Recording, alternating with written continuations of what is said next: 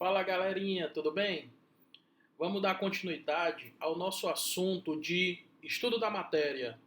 Então, eu, professor Leonardo, junto com você, vamos dar continuidade aqui ao nosso estudo. Vamos lá. Então, nós estávamos falando sobre a matéria e a sua composição, não é isso? Então, vamos lá, galerinha. Preste atenção. Pessoal, meu aluno, observe.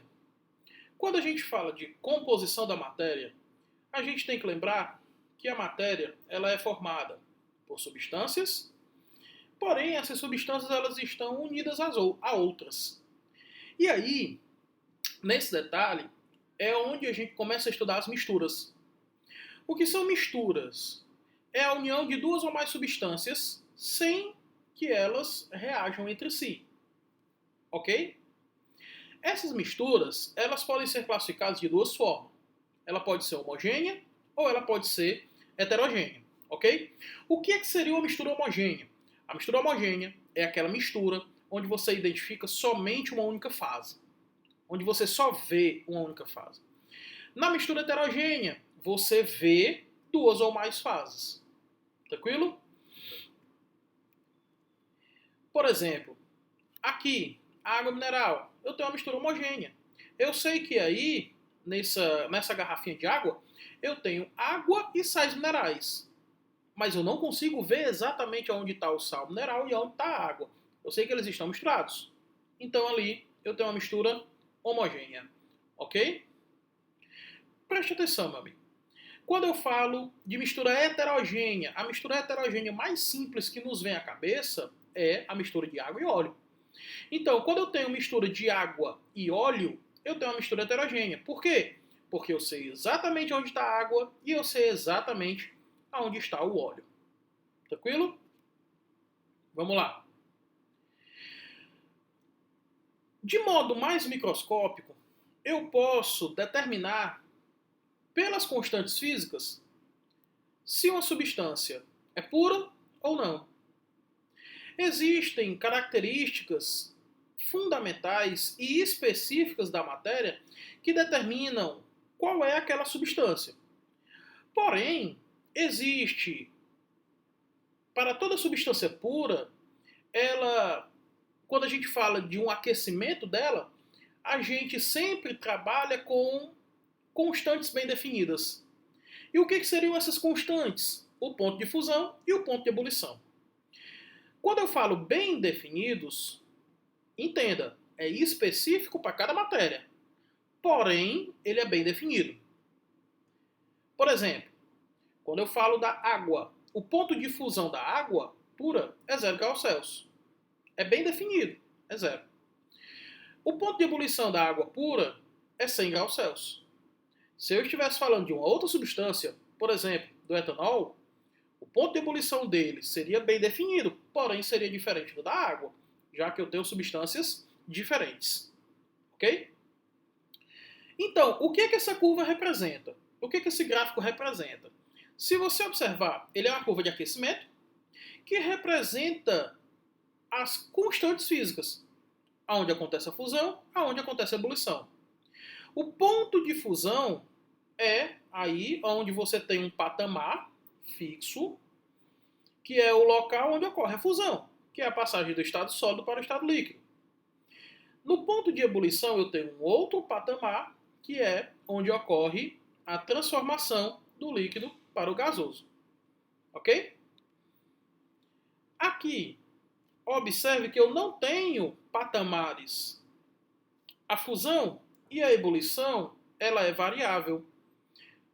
Aqui eu tenho um gráfico de uma mistura. O primeiro gráfico que nós falamos foi o gráfico de uma substância pura. Ok? Existem misturas que se comportam ora como substância pura e ora como mistura. Daí, como é que a gente vai analisar? A gente vai dar nomes especiais a esse tipo de mistura. A gente diz que são misturas especiais, ok? Então, observe. Se eu tenho uma mistura onde Na fusão, ela se comporta como uma mistura, mas na ebulição ela se comporta como uma substância pura. Eu chamo essa mistura de mistura azeotrópica. Ok? Então, na mistura azeotrópica, todos os componentes daquela mistura sofrem fusão exatamente na mesma temperatura. Beleza? Quando eu falo aqui nesse gráfico, observe que na fusão, essa mistura ela é caracterizada como sendo como se fosse uma substância pura, mas na ebulição seria como se fosse uma mistura. Na realidade, isso é uma mistura, porém, uma mistura especial, onde todos os componentes daquela mistura sofrem fusão na temperatura constante. E isso a gente chama de mistura eutética. Ok? Então, vamos adiante. A gente vai falar um pouco sobre as propriedades gerais e específicas da matéria. A primeira propriedade geral que a gente tem é a inércia. O que é que diz a inércia? Um corpo tende a permanecer como está, a menos que uma força seja aplicada sobre ele. Ok? Massa e volume, eles estão dentro da definição de matéria. O que é matéria? É tudo que tem massa e ocupa lugar no espaço, ou seja, tem volume. Então, massa e volume são propriedades gerais da matéria? São, mas já foram faladas, já são batidas na definição de matéria. Ok? Aqui, impenetrabilidade. O que é que diz a impenetrabilidade? Diz que dois corpos não ocupam o mesmo lugar no espaço ao mesmo tempo. Por isso, que quando você entra na piscina, se a piscina estiver perfeitamente cheia, ela vai transbordar. Ok? Divisibilidade. Um corpo ele pode ser dividido inúmeras vezes, contanto que você não altere a estrutura fundamental da matéria, que é o átomo. Ok? Compressibilidade. A compressibilidade ela é uma característica que é muito mais observada em gases. O que é que diz a compressibilidade? Diz que você pode comprimir um gás, diminuindo seu volume se uma força for aplicada sobre ele. Quando essa força se cessa, ele vai voltar ao seu volume inicial. Ok, pessoal? Elasticidade. Um corpo tende a se deformar se uma força for aplicada sobre ele. Quando essa força deixa de existir, ele volta à sua estrutura, ele volta à sua forma inicial. Ok? Nas propriedades específicas. Pessoal, propriedades específicas são propriedades características de cada uma das substâncias, como as propriedades químicas, as físicas, as organolépticas e as funcionais. Ok? Vamos dar uma olhadinha aí agora nas mudanças de fase. Essa informação ela é muito batida, mas a gente precisa rever. Presta atenção. Quando eu tenho uma substância no estado sólido, vamos relembrar o que é o estado sólido. O estado sólido é o estado da matéria que possui forma e volume definidos. O estado líquido é o estado que possui volume definido, mas a forma depende do recipiente. A forma é variável. E o estado gasoso é aquele estado que forma e volume são variáveis. Ok? Quando a gente faz a transição entre um estado e outro, a gente tem uma transformação da matéria, um fenômeno físico. Quando uma substância passa do estado sólido para o estado líquido, ela sofre fusão. Quando ela passa do estado líquido para o estado gasoso, ela sofre vaporização. Quando ela volta do estado gasoso para o estado líquido, liquefação. Do estado líquido para o estado sólido, solidificação. Ok? E aí, nós temos a passagem do sólido para o gasoso sem passar pelo líquido, que a gente chama de sublimação. A volta também é chamada de sublimação. Ok, galera? Observa. Aqui a gente tem algumas questões para ilustrar isso que a gente falou. Vamos tentar resolver. Ó. Assinale a alternativa que assinala corretamente matéria, corpo e objeto. Vamos lá.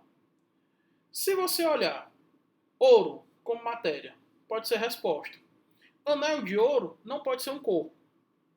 Porque o anel de ouro ele já foi modificado para uma determinada finalidade. Então ele é objeto.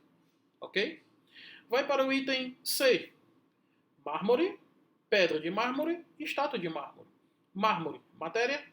Uma pedra de mármore, uma porção limitada da matéria. Um corpo, uma estátua de mármore, um objeto. Então, pessoal, com isso a gente observa algumas características, a gente termina a nossa primeira aula e no final do vídeo, na descrição do vídeo, nós teremos questões para vocês responderem.